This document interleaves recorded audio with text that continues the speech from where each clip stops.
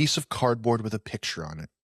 A 2.5 by 3.5 inch piece of cardboard changed the entire landscape of sports and may now be worth more than your car.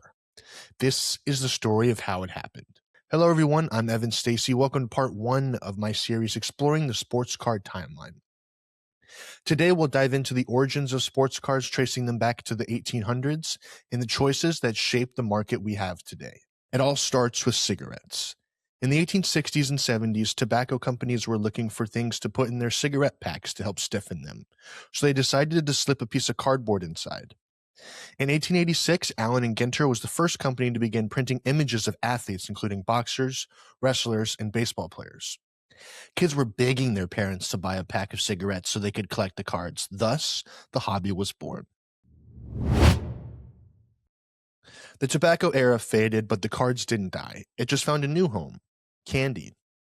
In 1951, a Brooklyn-based candy company called Topps Chewing Gum released its first set of baseball cards.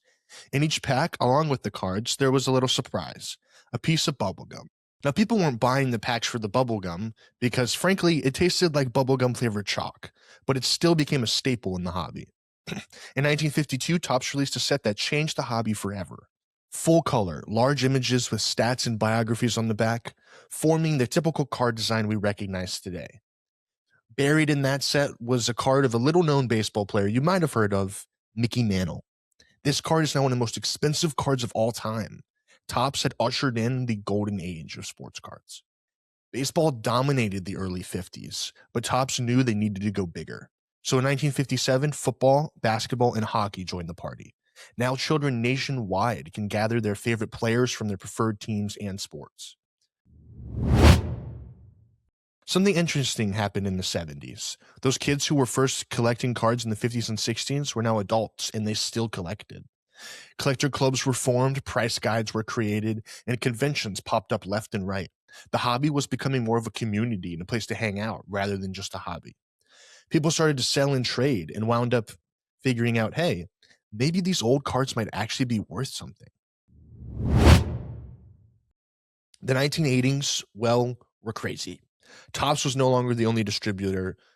Upper Deck, Fleer, Score, and Donruss all wanted a piece of the pie.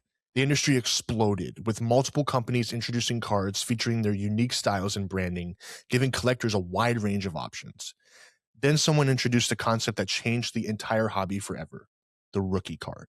Owning a card of a player who suits up for their team for the first time is valuable and serves as the earliest documentation of potential greatness, making the card more valuable than ever. Cards were now no longer just toys for kids, they had now become investments. Inserts were also introduced, such as special prints and parallels, which also drove prices. The 80s laid the groundwork for the modern day and changed the hobby forever. Now, coming off the boom of the 80s, you'd probably expect the 90s to be huge. And they kind of were for a little bit. Everyone was buying cards: your dad, your uncle, the guy who bags your groceries. People were buying like crazy. So what did the card companies do in response? Well, it only makes sense to print more cards, right? Well, that plan backfired. They produced way more cards, like an incomprehensible amount of cards, which overstimulated the market and made cards that used to be rare nothing more than a piece of cardboard, causing card values to collapse. Now, the 90s weren't all bad. Autograph cards, numbered short prints, and refractors were all introduced. And in 1988, two things happened that revolutionized the hobby. First was the introduction of PSA's grading service, which grades the cards 1 through 10 based on condition, centering, etc., driving up prices depending on the grade. Secondly, eBay came into play and completely flipped the hobby on its head. No longer do you have to go to a card show or a shop to sell your cards. You can now sell them to anyone on earth from your couch. This globalized the market and started the digital wave that we see today. But as good as eBay was for the hobby, it also hurt it in some ways. Now, the 2000s, let's just say, were rough. The hangover from the 90s led to a generation of kids who were no longer interested in buying cards. Because of eBay and the market's decline, people were no longer going to card shops, leading to many nationwide closures. In 2005, Fleer went bankrupt and merged with Upper Deck. Donruss lost its MLB license in 2009. The hobby was a mess. But the internet was quietly building something.